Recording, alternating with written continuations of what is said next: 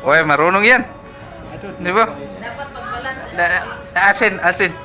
Okay, ikaw nag-asin. Oh, santol. Tingnan mo, oh, di ba? Wow. Santol yan, masarap yan. Buto ng ano. Buto yan, buto ba? Tapos hindi yan kino. Oh, medyo maasim at matamis. May sagol ba? Ay, yung mix bitaw.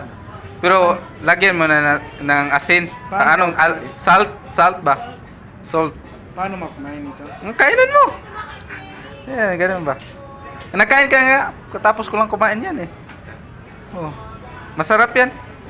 Ano, nakita niyo sa baba? Maraming balat yan. Oh, yan, kinain mo nga. Oh.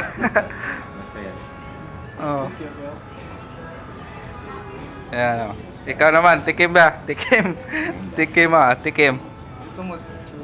Ano? What your Anong ano mo? Anong lasa?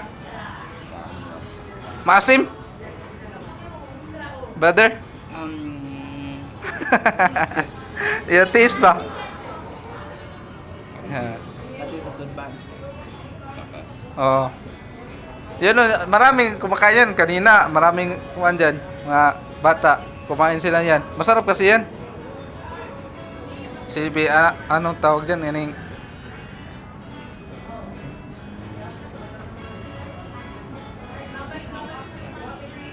asim no? May konting asim at matamis.